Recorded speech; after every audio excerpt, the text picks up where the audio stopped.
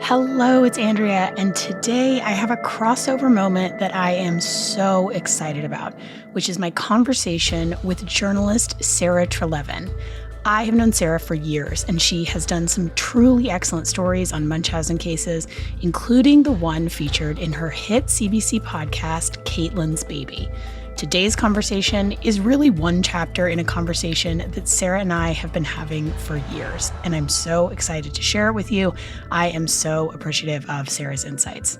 I highly recommend that you check out Kaitlyn's Baby. You can listen to the whole series wherever you get your podcast. Genuinely, if you love my show, I feel like there is just a 0% chance that you will not like Sarah's work. 10 out of 10 recommend on this one. If you'd like to support what we're doing at Nobody Should Believe Me, the best way to do that is to subscribe on Apple Podcasts or Patreon. You will get all episodes early and ad-free, plus 2 exclusive bonus episodes a month, or you get 3 if you join our highest tier on Patreon. You can also join our free tier on Patreon, where you can sample some of our bonus content. If monetary support is not an option, you can also help us out by rating and reviewing the show on Apple and sharing on social or wherever you talk to people. We are an independent podcast, and all of that stuff really helps. Thank you so much for listening. And now, here's my episode with Sarah Treleaven. So, Sarah, hello. Hello. I am so excited that you're here and that we're having this chat. I feel like this has been years in the making.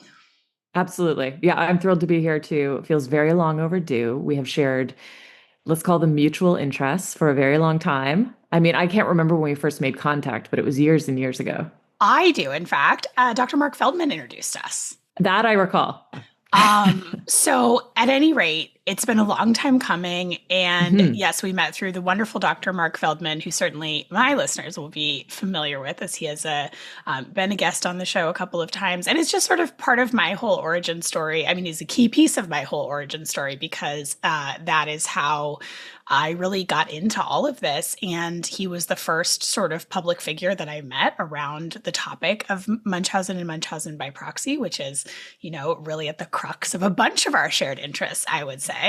And, at that time, Mark was really the most public facing voice on the issue in terms of experts. And he, has been doing interviews for so long and it was sort of really the public face of that committee that both of us are on. And he introduced us, and I have to say, both Mark and I are such big admirers of your work. I think you are one of the best journalists in this space. And so it's just really a thrill to have you on and to get to have this. We've had many very interesting conversations offline, and it's really interesting to be able to finally share this online. Agreed.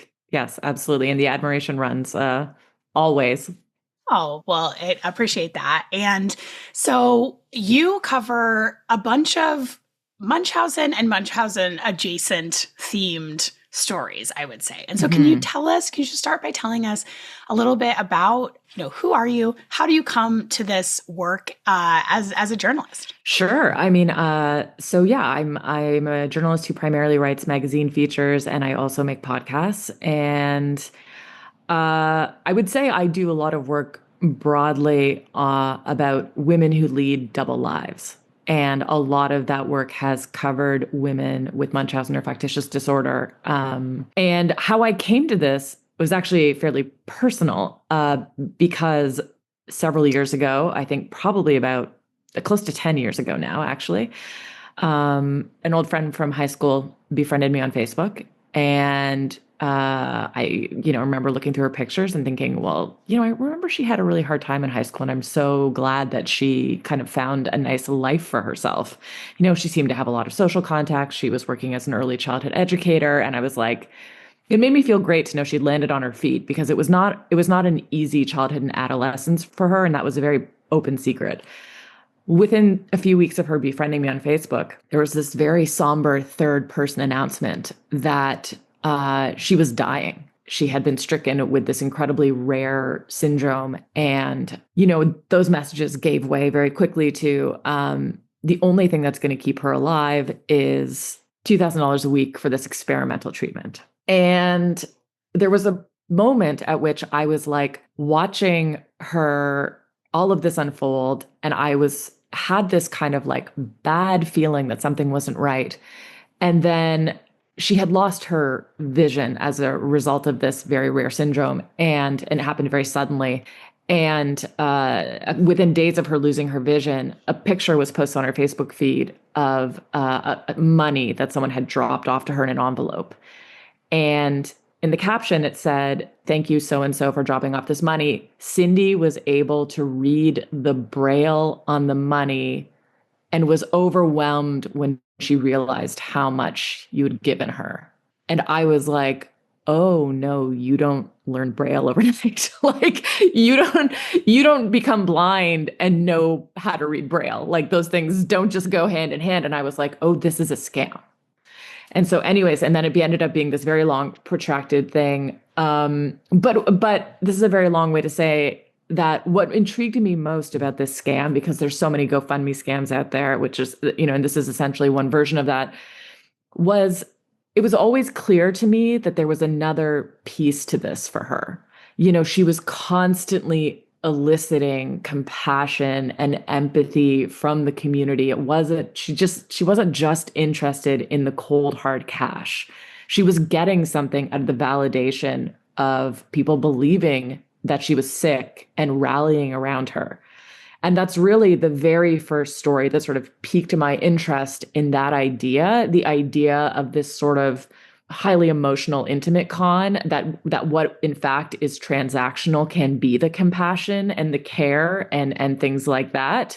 And so I just sort of started really noticing these stories and really then actively kind of seeking them out in my work because I find them so fascinating. Yeah, I mean, that's such an interesting story, and it's so notable to me that as you're telling it, and I'm sure that you now have the same experiences, this has been in your life for a while. Now, I will say, Cindy picked a particularly outlandish detail to get into pretty fast, at least pretty fast from when you got in. So maybe you were more towards the end of this escalation than you realized, right? Because I think one of the things that's notable about these stories is that often it is the frog in the pot of boiling water. So a lot of times, by the time people are introduced to a completely insane detail, like she's reading Braille on the cash, which I don't even know that there is Braille. I have so many questions, but that they're already cooked, right? That they're just like, they're believing a crazy thing, but they've been led down this garden path of believing an increasingly outlandish series of details. And like, that is how the psychological manipulation works, right? So Absolutely. It's interesting to me that you got this sort of like hard turn pretty much right away. And that was what allowed you to clock it, that you weren't necessarily that emotionally invested in this person beyond just this passing acquaintance. And I think it is often easier for people who are 3, 4, 5, degrees removed. Like I'm thinking about the Hope Ybarra case, which is the first case that we covered on the show, and sort of that some of the people that sort of clocked what was going on earlier. Like one of the people that was like the most angry right away was this random guy that the news interviewed who'd like donated some small amount of money. And he was just furious. And he was like, this is a scam. And like the people who were much closer to Hope were just stuck in this horrible emotional morass of trying to make sense of it because they had this very strong existing picture of who Hope was that this random stranger didn't. So I think it's like that seems so illustrative to me of that phenomenon that it's like, well, if it's the random Facebook friend of like, oh, I knew this girl in high school and I'm glad she's doing, oh, this is really sad. And then you're like, wait a minute, And I think the thing about this pattern, because I know that my listeners will be hearing that story and they're like, oop, random Facebook, oop, third person in, rare disorder. It's like, they're going to be like, check, check, check. Whereas, when you're in it, if you haven't seen a phenomenon like this before, I think people can't underestimate like the shock of just seeing like, oh, wow, just having a very like human and often kind and empathetic, like emotional response to what the person's telling you, not immediately going into investigative journalist mode, Yeah, absolutely. I mean, I was definitely observing it initially, despite knowing this person, from a relatively detached place. I was watching it, I would say, with a lot of curiosity. And there were, I would say, some what I would describe as kind of red flags, even before the Braille moment. But I was not somebody who was close to Cindy. I wasn't in her immediate orbit. I hadn't seen her in over 20 years. And I think that, a lot of people, and this happened with Kaitlyn's baby too, with these doulas who were trying to help Kaitlyn, who, really wanted the best for her and really believed that they were kind of the only source of support she had. I have from time to time heard from people who've said, well, how did they really believe that? It's outrageous. But the thing is, consider the alternative. Like, I think we do fundamentally live, for the most part, in a society where when people tell us they need help, we can believe them, and certainly when people who we know and love tell us they need help, we can believe them. Because what is the alternative? The alternative is the breakdown of this social compact that basically allows us to live in a society. And so really, I think when people are exercising this belief, when they're choosing to trust someone, when they say they need help, it's not just reasonable, it's necessary. And so I think, unfortunately, every once in a while, quite rarely, you get someone who completely exploits that. But for the most part, these people are just going through the motions of what's required of us every day to live together. Yeah, no, you're so right. And I think that's why it's such a, as you said, really intimate exploitation. And it's so unimaginable, I think, that someone would do that even if they are telling you what sounds like an outlandish story, actually the idea of someone just sitting in their home narrating this in such gruesome and graphic detail, which we'll, get into the story about, from Kaitlyn's baby in a moment, but that is also completely outlandish. So you're choosing between two outlandish things, right? Exactly. And one of them is much more threatening to your sense of reality than the other, right? Because if it's just that someone is experiencing a cascade of tragedies, that is a thing that happens to some people. Some people do have terrible luck. And so I think that's a world that we can wrap our heads around. Whereas the idea that someone would do this for reasons that I think probably you and I understand much better at this point in our career than we did, in setting out, and that the average person does, but that does feel very confusing. Again, like you said, that's so threatening to your daily life in the world, because I think it's not until you're really examining it that you realize how much we have to trust each other on a day-to-day basis. And I mean, I know you are in Canada, where certainly you have your own, issues in Canada, but we are experiencing, I think, some deep and pervasive trust issues on every level right now in the United States. And I think there are some interesting analogies to that on a macro level as that on a personal level of losing trust, losing any idea of what reality is, losing any idea of what the truth is, of what facts are. We're sort of having this macro experience of this right now that has been building over the last several years. And interestingly, I think as people are talking more about conspiracy theories and how they take hold and how people lose their grip on reality, I think people have a better framework for understanding Munchausen behaviors than they did when this first happened to me. And I think people had sort of no framework for how people could believe something that was just not based in reality at all. Whereas I think now people are well, yes, there's many people that believe things that are just have no grounding in reality. Yeah, I think that's really interesting. And I one of the other things that people occasionally, again, I think it's really in the minority, but people respond to these stories like Kaitlyn's, other stories I've covered of factitious disorder, is kind of what's the big deal? So someone lied to you about being pregnant. What is the big deal? So someone told you they had cancer. What did they actually do to you? And I think the kind of that emotional betrayal is very deep for a lot of reasons. But I think one of the key reasons is because it completely messes with people's sense of reality, that you no longer have a reliable gauge for what is real and what is fake. And to sort of try to operate in the world with that gauge broken is really devastating for people. Yeah, absolutely. And I think Kaitlyn's baby story, I love this, and the Sarah Delashman story, which is also another story that you've covered, They are distinct in some ways from the cases that we cover on the show, because I think in our, in the world of the show where we're talking about Munchausen by proxy cases, but of course there is a lot of other, Munchausen behavior and just extraneous lies about a bunch of things. It's sort of this just completely pervasive pattern is something I've come to appreciate over the years, is that like, they're not just lying about medical stuff. They're lying about their work. They're lying to their partners. They're, having, again, like these double lives, triple lives, quadruple lives, so many lives going on at once, so many threads. It's just this, completely compulsive behavior.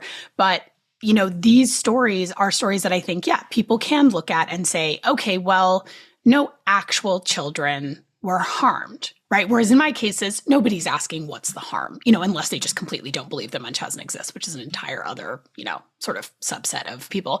But, so I love that your stories zero in on that, because I think actually, as I look at people, even who are survivors of this abuse, there are all these devastating after effects for people, especially who are, the children of these abusers, but even for people who are married to these abusers, people who are family members to these abusers, there's often these very long lasting effects. And sometimes they're physical, especially if the abuse was severe. Sometimes they have lifelong physical complications from them.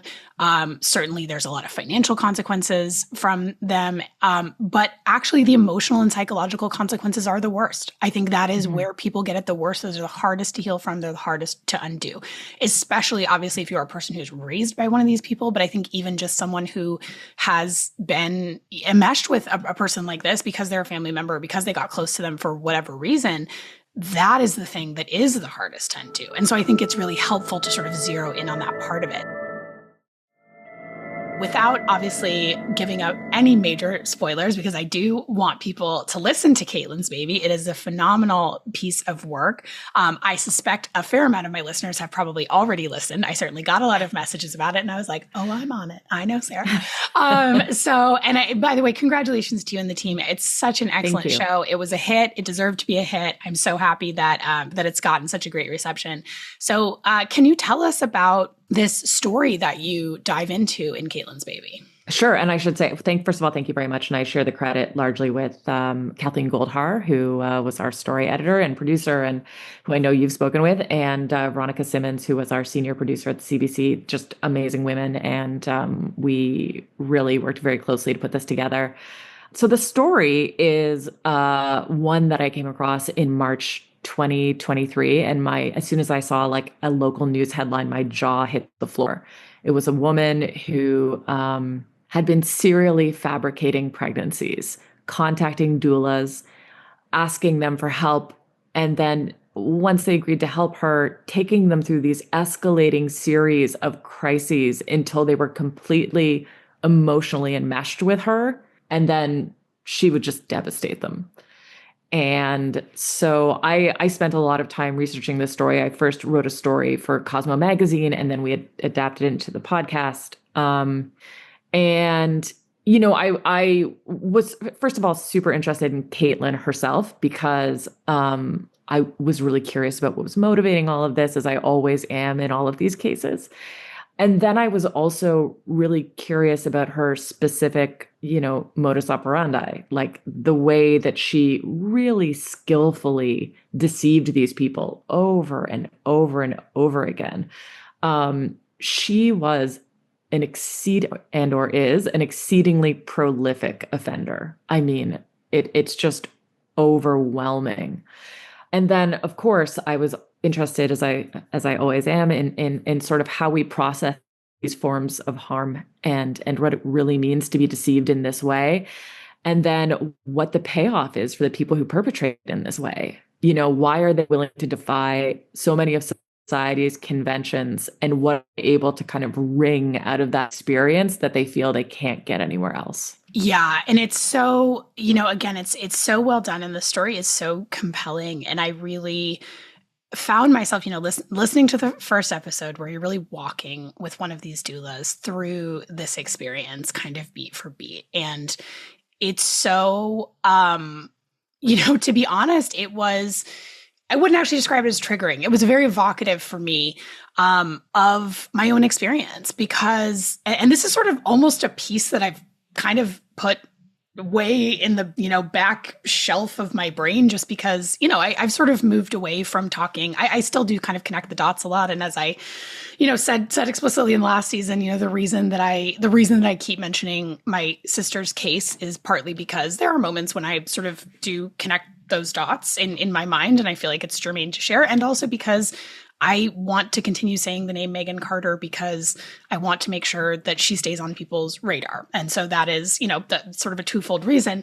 But I don't, I have moved away from a place where, the place where I started the show, which was really talking about and working through and having a catharsis about my own family experience. And so I don't necessarily, it's not always top of mind for me anymore. And these events, especially her fake pregnancy, happened a long time ago now. This happened way back when we were both in our 20s, before either of us had kids. And it is this sort of faraway experience. But as I was listening to this doula, describe this sort of series of escalating crises and this, having Kaitlyn describe what was happening beat for beat and sending photos and all of this, I was like, oh God, it really took me back there. And I think people, again, to your point, it's like people don't understand what that feels like to be the person on the other end of that call. Mm. And to be sort of, now obviously my sister was someone I knew and loved, but to sort of how disturbing it is to think of someone just sitting in their apartment describing this to you and walking you through a death, because in my sister's case, that was what she did as well. She was walking us through, not only going into labor earlier while we were all out of town and couldn't get back there, and then losing these babies who I totally thought were real. And obviously the doulas on the other end, they're highly empathetic, caring professionals who are very dedicated to their work, and they were very invested. And you do trauma bond, right? Like that was a word they used a couple of times in the first episode. I just found that was very well done in the way that I was like, oh, that just immediately sort of took me back to like answering some of those phone calls myself. And yeah. And thinking about like, what is the person getting out of it? Because in a lot of the cases that we cover, there is usually some element of financial fraud, either with fraudulent fundraising and or just scammy, nonsense going on right, left, and center, right? They're getting financial help for this, that, and the other thing. But I think that is considered kind of a secondary motivation. And this is something that Dr. Mark Feldman talks about. That like malingering is a separate set of behaviors where there's some like pretty obvious tangible benefit, right? You're lying so you can get out of going to work. You're lying so that you can get a financial reward, but you're not really like trying to extract this level of emotional, of emotional payoff. So I think like I have that over here, but I think what I've come to understand that actually I think as much as it may be about getting emotional needs met, it's also about power. It's also about having power over other people. It's abuse, right? So Kaitlyn was abusing those people.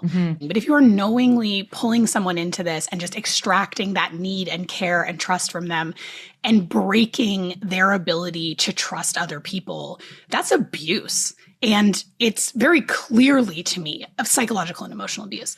And I think that why it shows up in these arenas, this is something I've spent no small time thinking about, is that we give women power via sympathy and via the one place that we give women power is over children. That's the one place we give women authority. And so I think if you are an abusive person, you will take that authority where you can get it, right? And there's a lot of places that we give men authority. We give men authority in the church. We give men authority over sports teams. We give men authority in businesses and in politics. And so you see men abusing power in those arenas.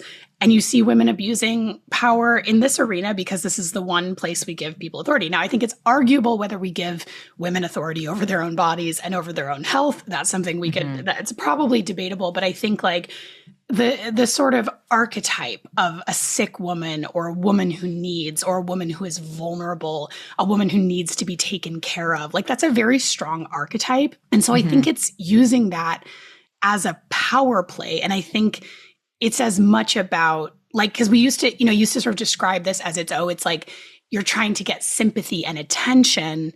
And I think that's true, but I actually think there's as strong of a compulsion to just have power over people and to feel like you have, like, I think there is a thrill of deception and to feel like you are empowered by taking power away from someone else. Sure. I mean, that Mark Feldman, Dr. Mark Feldman introduced me to the term duping delight, which is the pure thrill of manipulation. And I think that's a big part of this. I mean, as you might imagine, I also have a lot of thoughts about this. I think one of the things that has really, although I think you did a great job articulating a lot of the complexities of like kind of assigning blame, responsibility, and how we sort of feel about these perpetrators. A question that is often in the back of my mind as I work on these stories is, do I feel sorry for this person? And on some level, it's a complicated question and answer for me. On some level, I do, because I think for the most part, at least the stories that I've worked on involving, again, almost exclusively women who have lied about being sick or being in crisis, mostly for attention and for power, it's an enormously pathetic thing to do. It just is. It's really desperate and pathetic, and it's a miserable existence. It monopolizes their whole lives.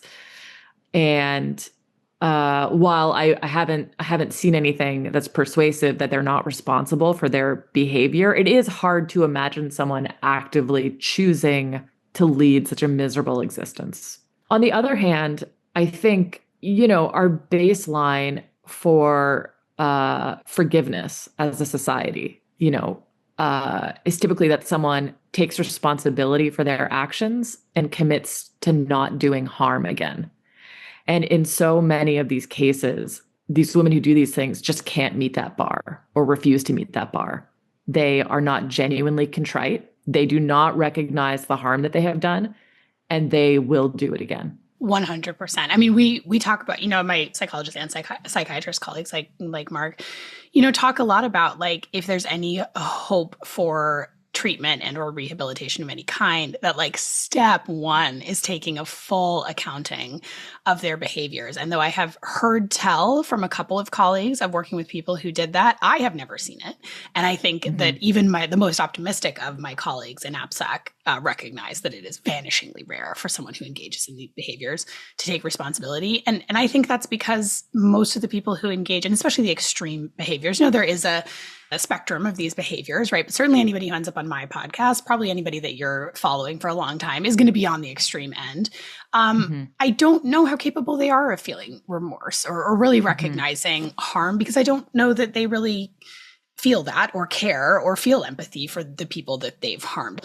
When I've had conversations with perpetrators, which I have a handful of times, even including this past season, it's very clear that what they regret, what they are focused on, what they are sorry for is the effect that it has had on them, on any minimal consequences that they've experienced or significant consequences. I think in the case of Hope Ybarra, she did go to prison for 10 years. She lost everyone in her life.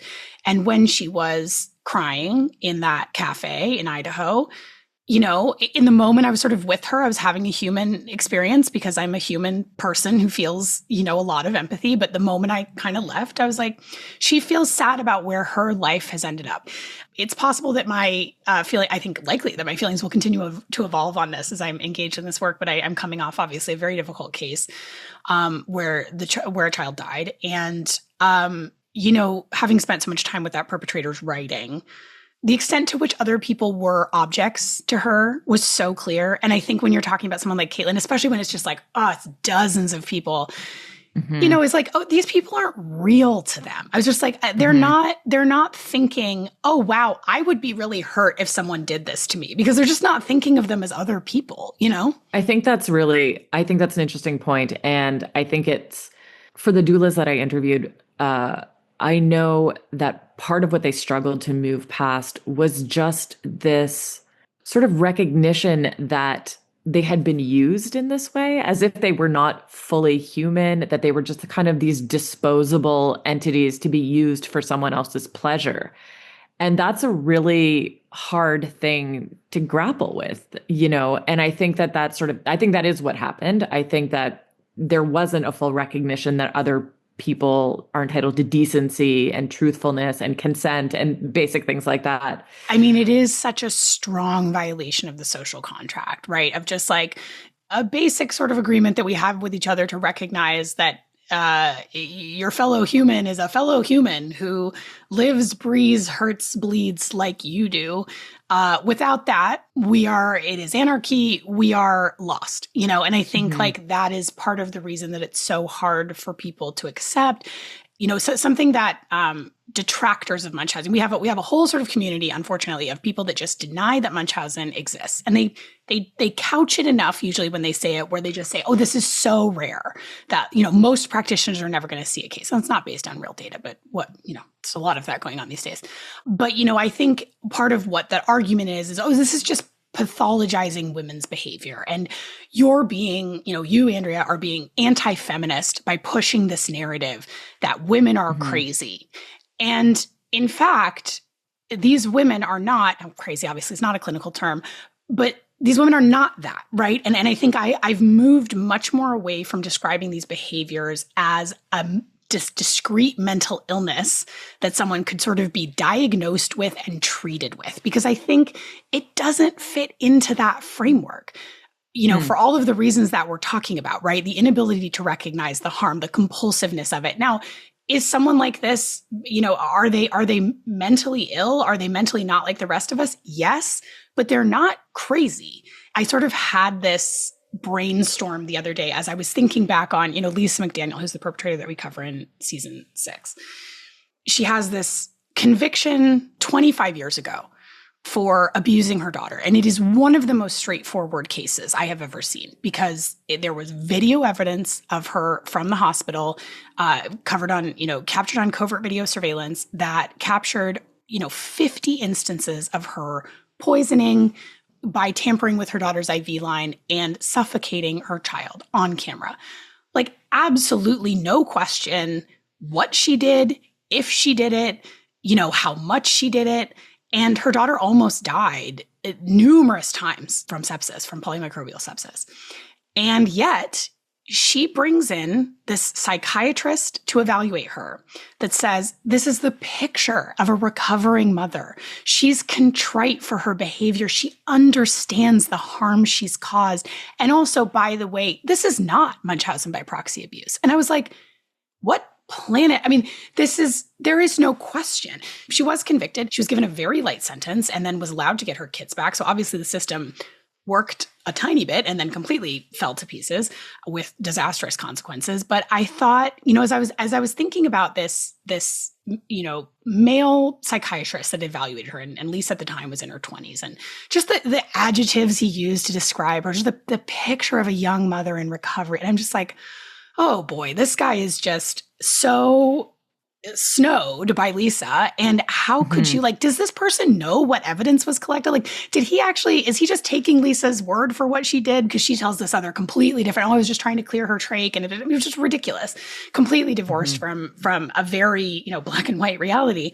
And I just thought, there's a reality here that we're up against where if you have to sit with what's on that videotape, we had this incredibly emotional, recounting from Lisa's younger sister, Sabrina, who has seen the videotape. And obviously it just completely haunted her for the rest of her life. And, if you have to grapple with that, you're grappling with someone committing a heinous, evil act that's sort of beyond maybe anything else we could possibly contemplate. I don't think there's anything worse than the idea of a mother intentionally harming their own child. And so I think to avoid grappling with that very uncomfortable thing, we go this whole other route of we would much prefer to think of women as crazy or emotionally needy and desperate than we would as them having the same agency to commit evil acts as men do. So I think there's a lot of truth to that. I think that the world you primarily work in is more black and white, the world of it where there's more explicit child abuse involved. I think with stories like Kaitlyn's and other stories that I've covered that involve adults deceiving other adults.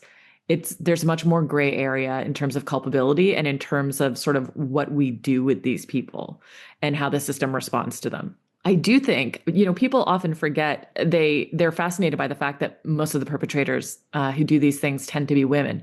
They often forget that the most proximate victims are also primarily women. Women do this to other women because women typically turn to other women when they're looking for compassion and support and empathy and things like that. You're right. I mean, you don't see as many men getting pulled into the sort of extreme emotional piece of it. They might be supporting them in other ways. They certainly are being harmed by them still, right? They might be getting, a lot of money extracted from them or, time, but it's not quite the emotional piece. I mean, you're right. I think you do see a lot more female victims. Yeah, absolutely. And I think that, in Kaitlyn's case, I think that complicated the narrative of harm. Like, my sense was that this was just perceived as some sort of catfight between women, like that this was like nonsense and the judicial system didn't really need to be involved. But there were a lot of questions about what to do with someone like Kaitlyn. And those questions have come up in a lot of these cases where you have a serial perpetrator who seems pretty committed to doing harm. But, in many ways, we don't really have an appropriate framework to deal with someone who's not really taking your money and not harming you physically.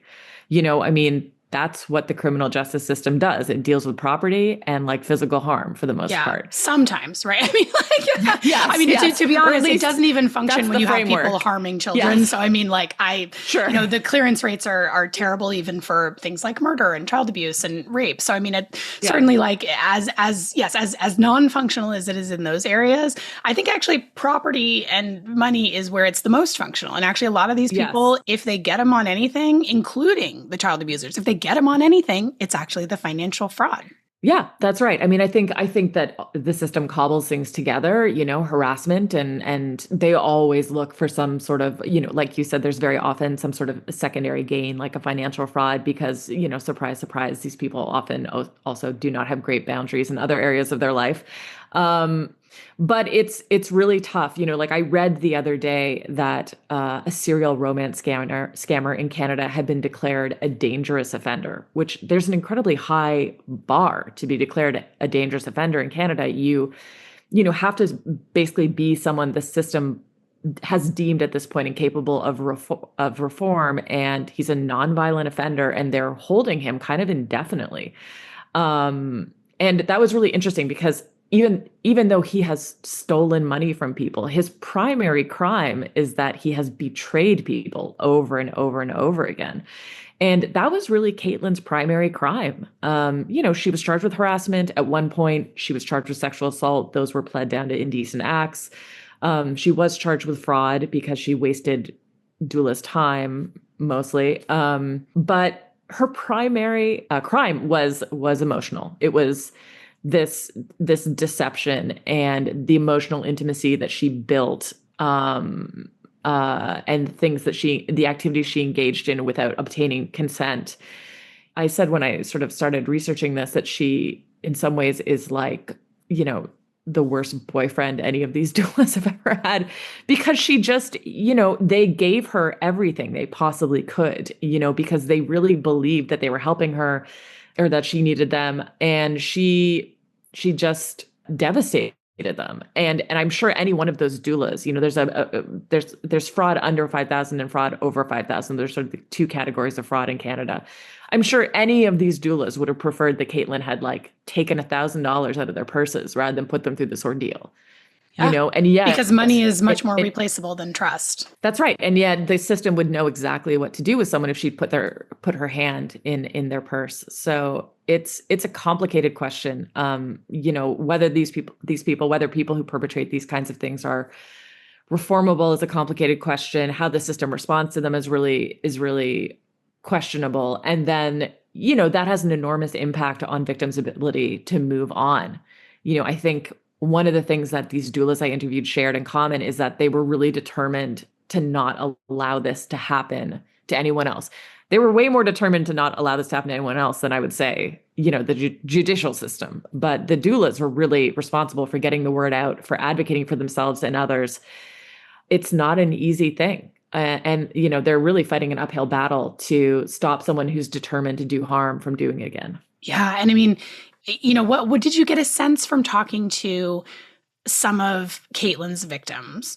What was your sense of what they wanted as sort of, or what they wanted to happen to her? So it's a complicated question. I mean, I think they had different responses. I'd say a lot of them, on one hand, want her to get help. On the other hand, are not terribly optimistic, better prospects. I don't think any of them really believed that she was ready to get help. I mean, and the whole thing is predicated by this bizarre fallacy where it's like, how can you be convinced that somebody who gets off on being sick is meaningfully trying to get well? Like, her whole thing is that, she loves being sick. So it's like, she's like, yeah, more therapy, more treatment, and many of the doulas, I think, when they became convinced that she was likely going to repeat this behavior again, did want to see her serve some kind of jail time. So, which is also a complicated thing, I would say.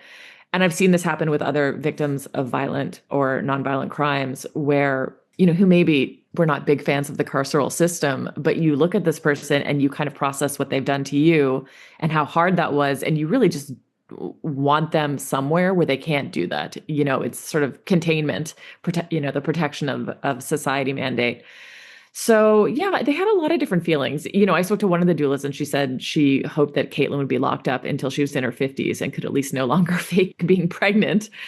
But I think for many of them, ultimately, it's an unsatisfying question.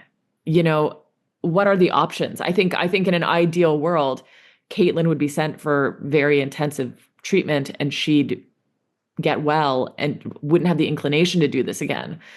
Unfortunately, I don't think anyone was terribly optimistic that that was actually something that was going to happen. Right. And I mean, I think that's where we land a lot of the time. And I think, as you kind of gestured to, I also have very complicated feelings about the carceral system. It is, one of we really talk about the most complicated institutions in our work, right? You talk about like medical system, carceral system, child protection system, really can't get much more complicated and problematic. But yeah, I mean, I sort of, the reason I would wish for prison time, I think it's sort of, our basic understanding of what prison is for, other than unfortunately for profit in this country a lot of the time, but leaving that aside, our basic understanding as a society of what prison is for punishment and the idea that that punishment would deter other people from doing it.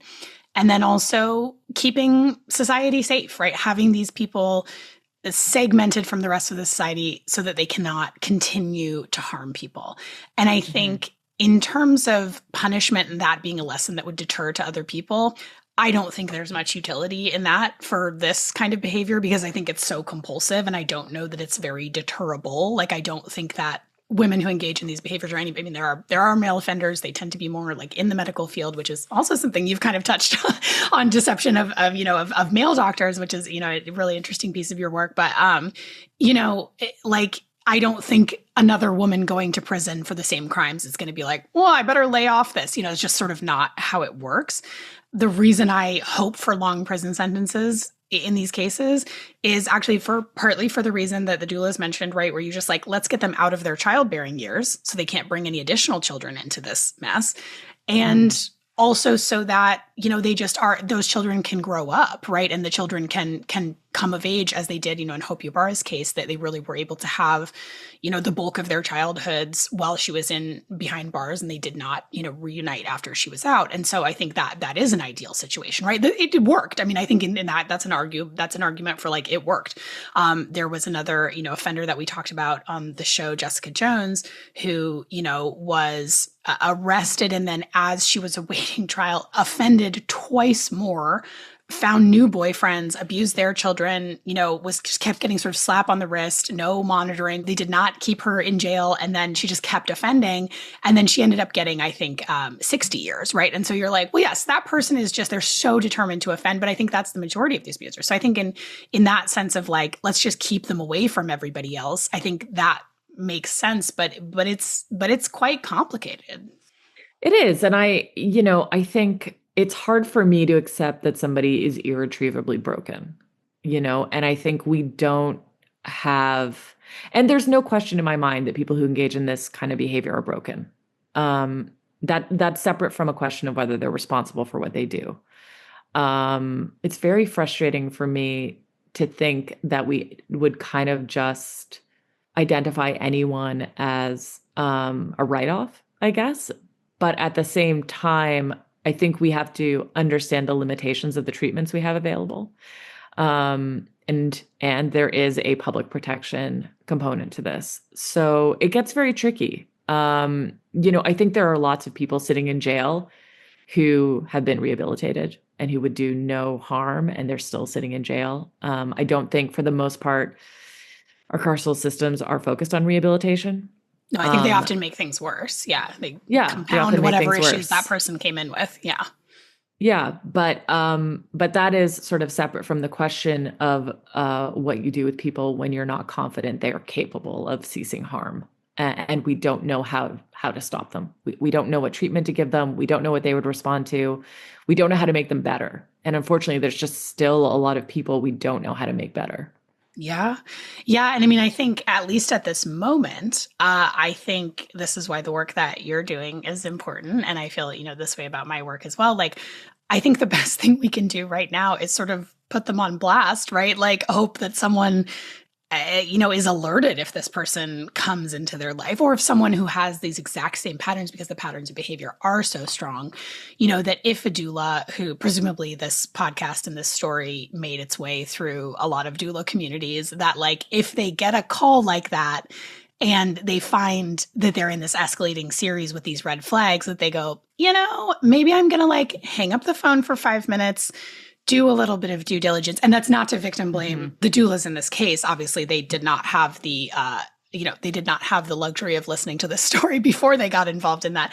But I think educating people about this pattern so that they can at least, raise alarms when they see it, disengage from that person if it's this Munchausen behavior or sort of adult on adult crime, report it if it's happening to a child in their midst, at least sort of have that awareness. And then if someone is a serial offender, just making that person's name really public. I mean, I think one of the things that I would like to see us eventually get to, with Munchausen offenders, with medical child abuse, and we don't, again, that's not a specific criminal charge. Neither, Munchausen by proxy or medical child abuse is a specific criminal charge.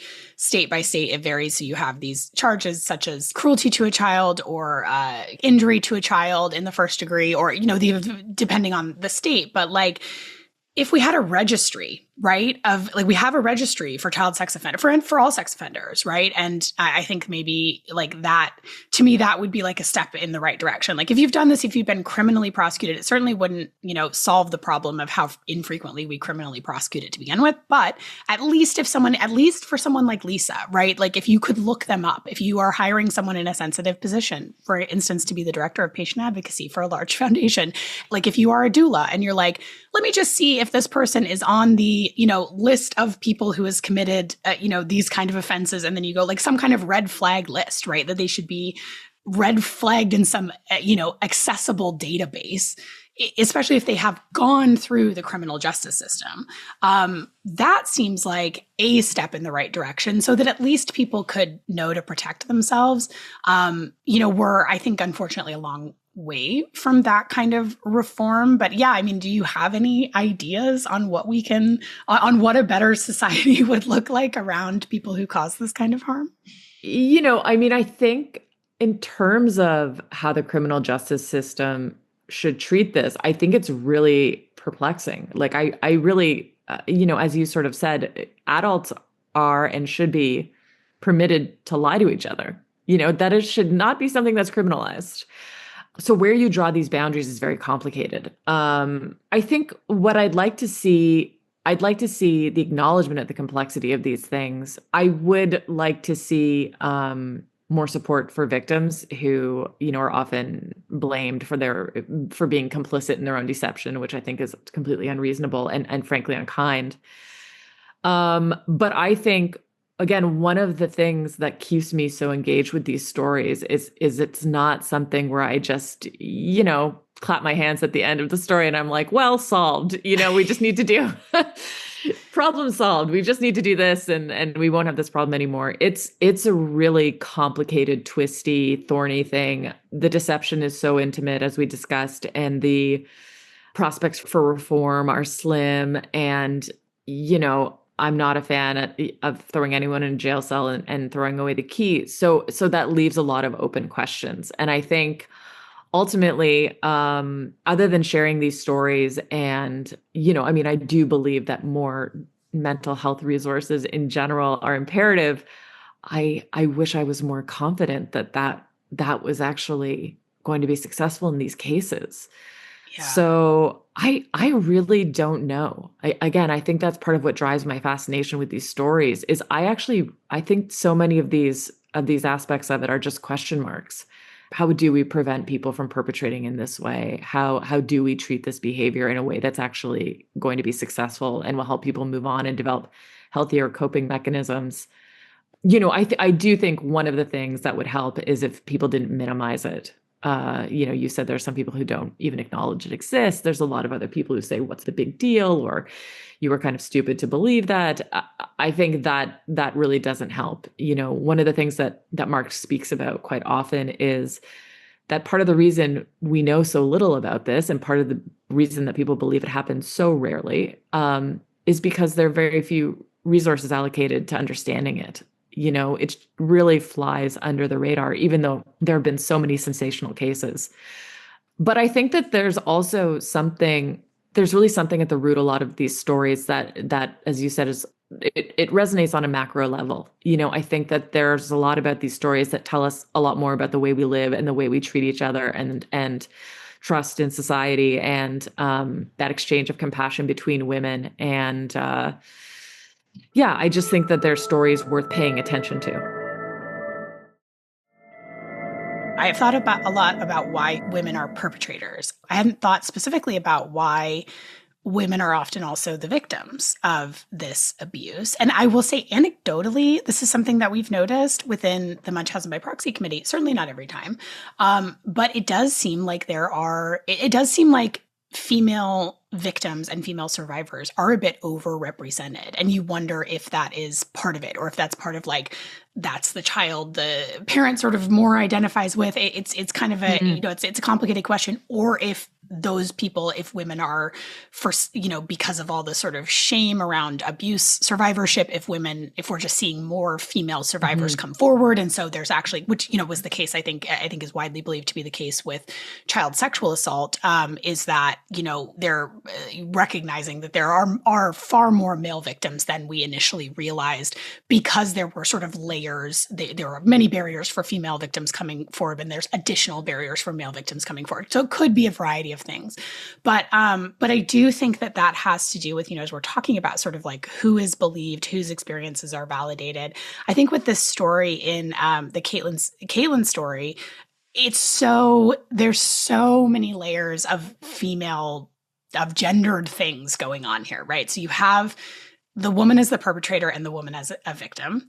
And you have this happening within a set of extremely gendered experiences, in that it is pregnancy, and also that there are these stories of sexual assault, right? And so Kaitlyn is co-opting very female-heavy narratives. And it's interesting to me that she chose this very specific target of not doctors like our perpetrators choose, because doctors are also victimized by perpetrators.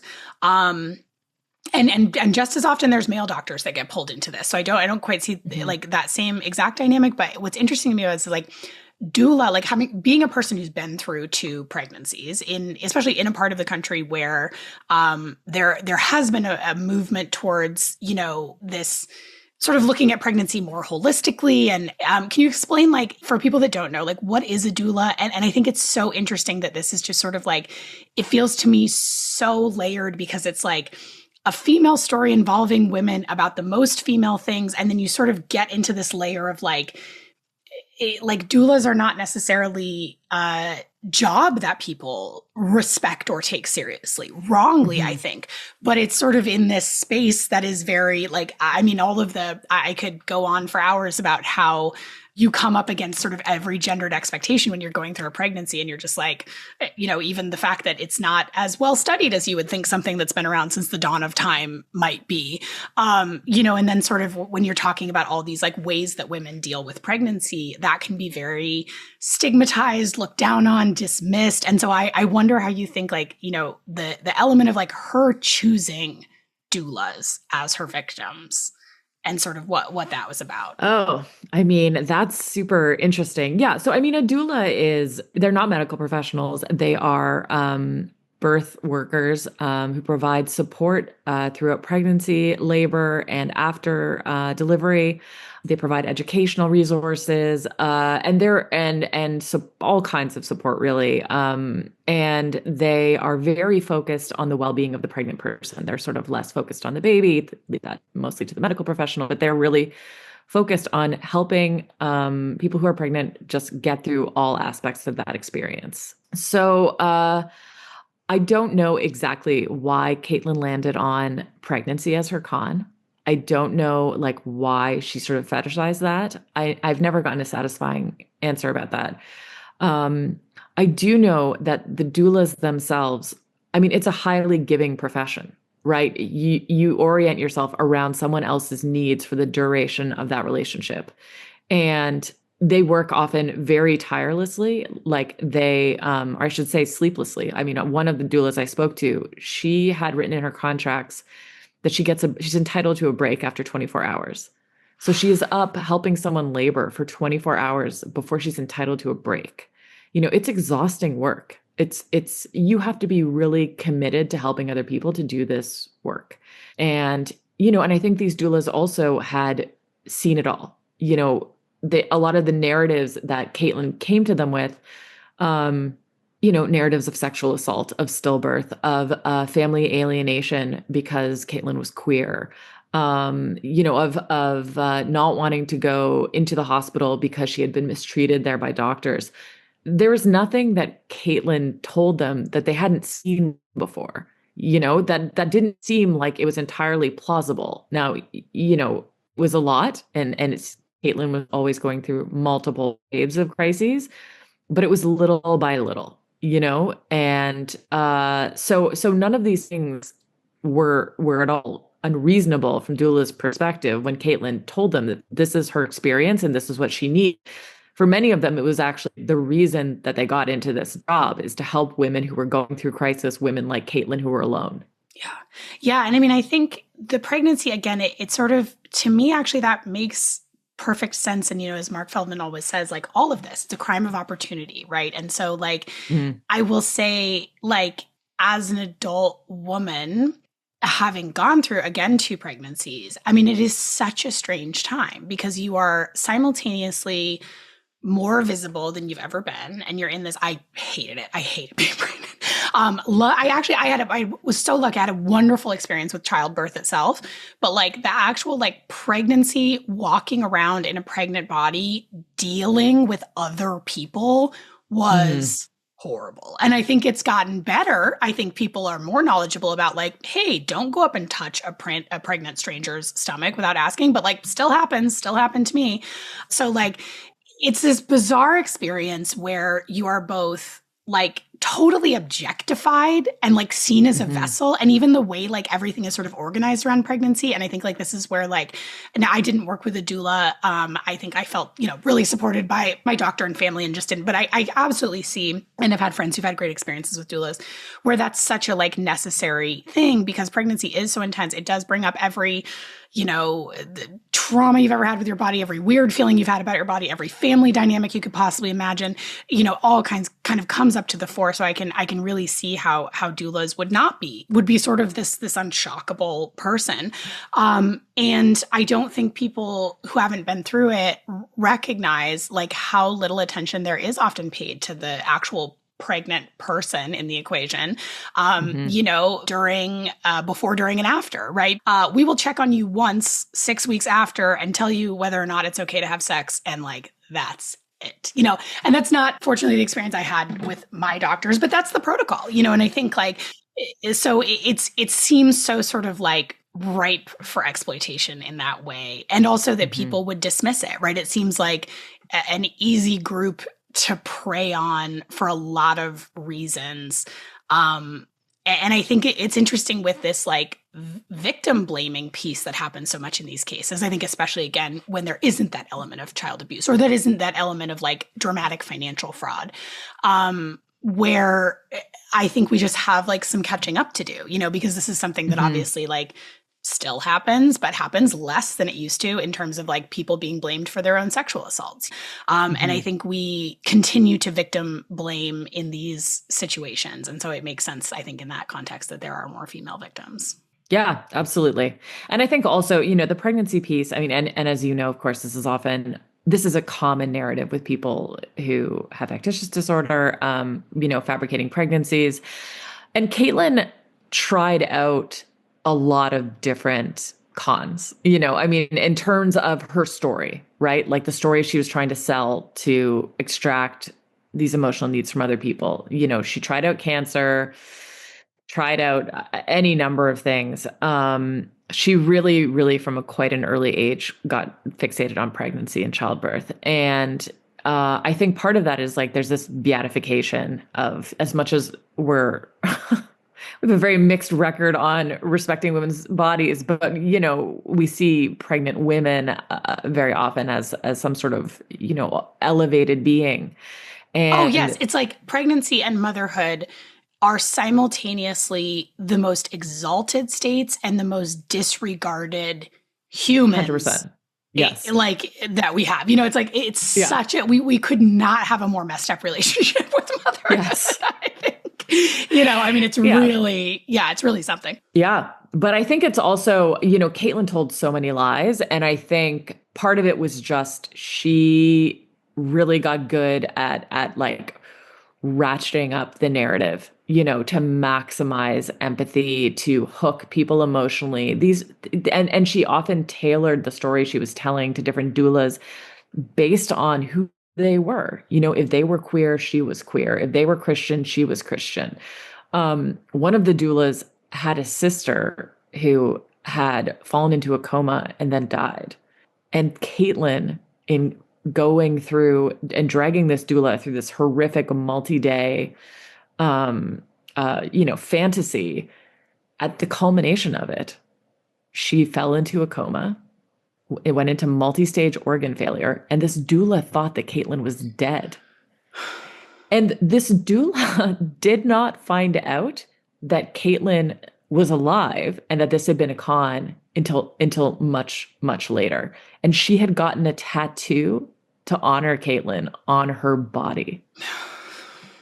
It's really, I think about that story all the time, because this is really a person who, this doula was really just doing her best to keep this woman alive. I mean, and that's it. That's another part of it. Like with so many of these doulas, and the experiences vary quite a bit. And some of them met Kaitlyn in person, and many of them just tended to her over the phone. But they, in many of these circumstances, believed Kaitlyn was going to die, and that they were helping her through a grave her and her, very often her stillborn baby, through a grave medical emergency. I mean, just the most tragic circumstances you can possibly imagine. And I mean, it's just hard to imagine like the mindfuck of that for these people who were just doing their best to help. Yeah. And I think that the thing that people who have not been through an experience like this don't grasp is that learning that it wasn't real doesn't erase the pain that you felt when you thought it was real. 100%. It just complicates it. It just complicates it. It just adds these additional layers. Yeah, Yeah. that's right. And you end up in this hellish attempt to reframe your own experiences. And, yeah, again, that's something I can really speak to.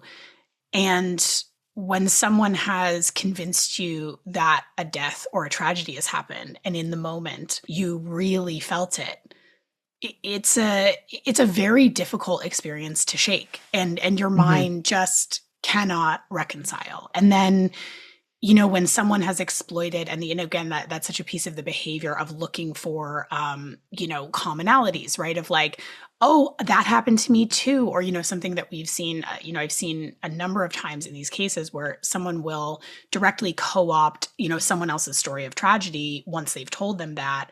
And when someone violates that, then the next time someone tells you, oh, that happened to me too, you go, did it?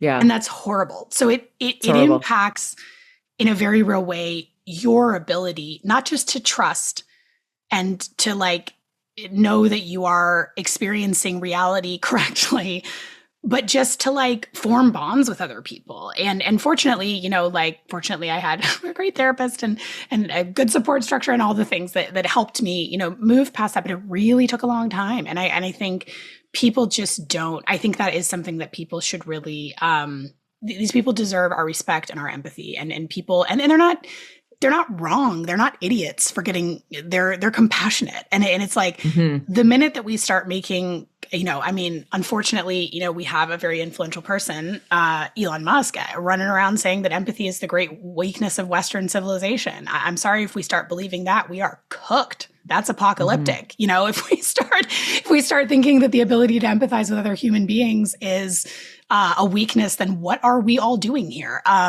So, unfortunately, there are people who believe that, but I think the vast majority of us understand that empathy is a powerful thing that makes life worth living and makes us, that we have the ability to survive because we're able to empathize with each other. So I think that's not something that should be stigmatized. Absolutely. I mean, just to bring it back to the Cindy story that I introduced at the beginning, when we started talking about how I sort of discovered this world. When people found out that Cindy had been lying, and the con went on for months and months. And of course I didn't say anything because I was like, well, what if I'm wrong? So this went on for months and months. And when it was finally revealed that she was never sick, people were furious, absolutely furious. And the police investigated. But I remember speaking to this woman that I went to high school with and was quite friendly with in high school. When I was back in my hometown, we met up. And I said, she had been exceedingly generous. She had given her own money. Her church had hosted some sort of yard sale, bake sale. They did a raffle for Cindy. She really got her own community involved. And I said to her, do you regret any of that now that you know that it was all a lie? And she said, no, I don't regret it. And not only do I not regret it, I would do it all over again. Because the next time somebody asks me, they might really need my help. And I think about that pretty often, because it seems, I understand when people can't respond like that with that kind of generosity. But I also think, and I don't think everyone should be expected, people who've been personally victimized, to respond with that kind of generosity. But I also thought that, this was her way of kind of retaining her own sense of humanity in a situation in which she had been exploited. And I think if you're in a position to do that, it's a luxury to be able to hold on to that kind of, basic empathy, which is important.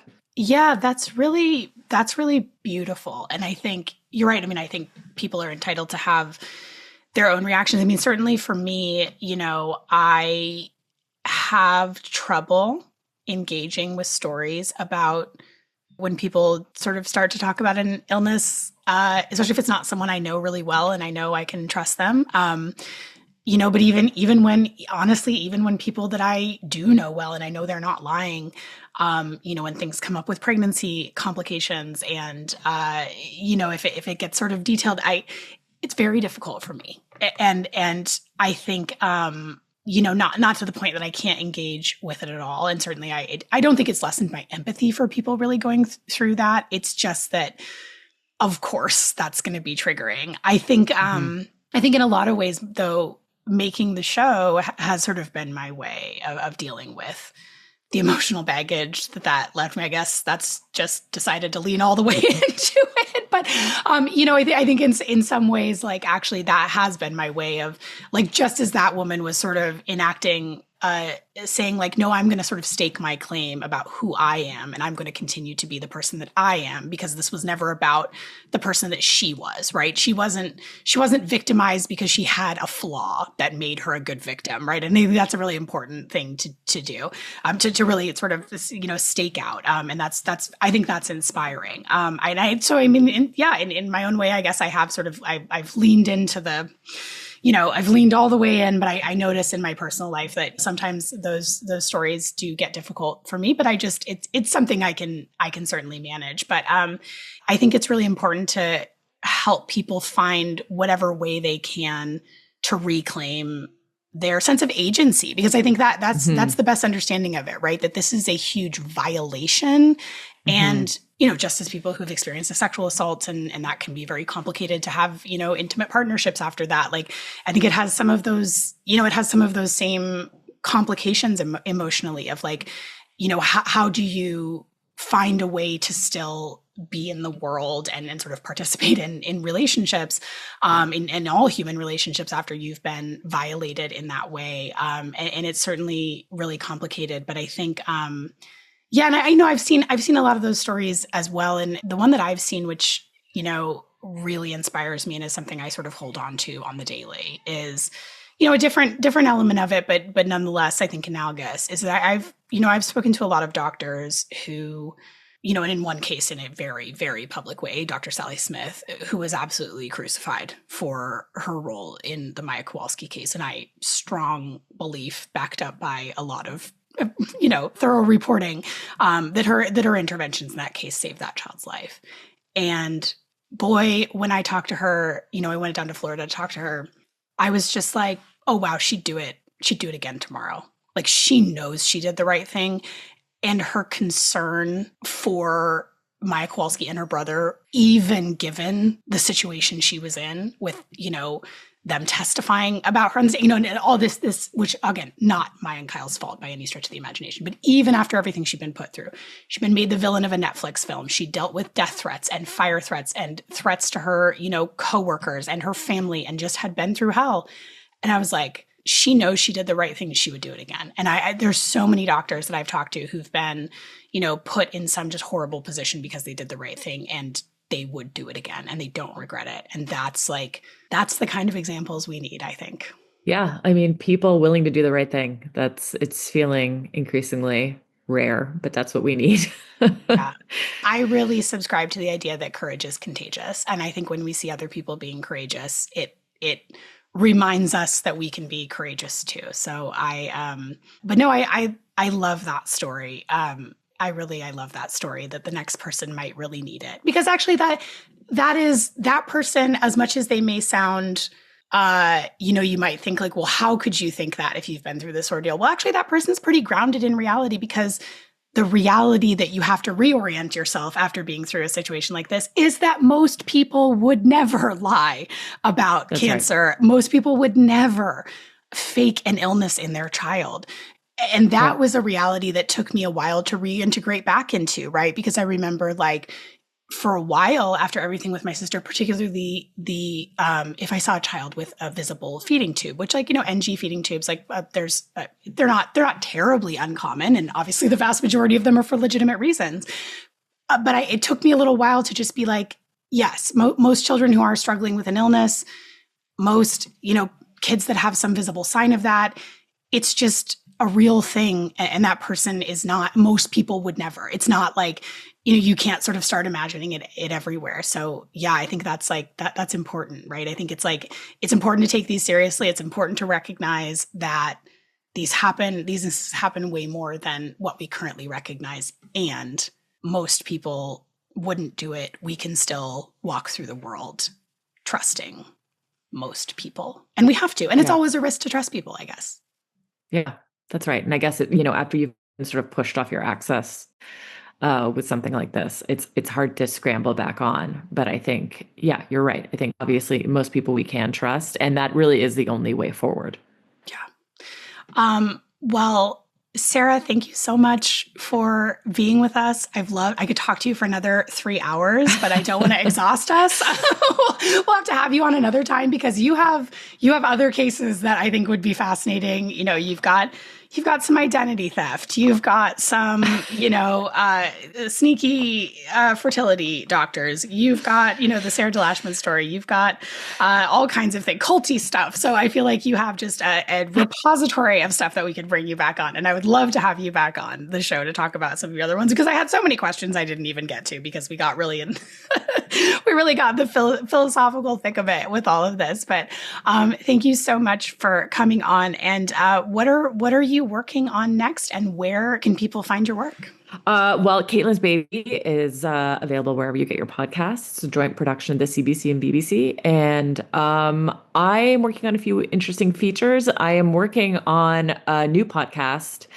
This one's a bit of a departure. It's about the only woman on death row in Tennessee. And she murdered a fellow teenager when she was 18 years old. And so she's been mostly in solitary confinement for the last 30 years. She's now in her late 40s. And so she is nearing the end of her appeals process. She's really down to clemency, and her lawyers are hoping to commute her death sentence into a life sentence. So it's a really fascinating case. She's a really fascinating person. A surprisingly resilient person, given that she's been mostly alone for 30 years. She committed an absolutely horrific crime against somebody who died at 19, which is very sad. But the question is sort of 30 years later, what does her possible execution have to do with our perception of justice? How does this serve the memory of the victim? How does it serve the victim's family members? And how does it serve all of us as a society? So it's pretty heavy, but really, really fascinating. And so we're hoping that'll launch in mid-September. Fantastic. Well, that is also, I feel like, thematically on point for us. So we'd love to have you back on to talk about that case when that show comes out. And we'll certainly share it with listeners here. Thank you so much, Sarah. Nobody Should Believe Me is produced and hosted by me, Andrea Dunlop. Our editor is Greta Stromquist, and our senior producer is Mariah Gossett. Administrative support from Nola Carmouche.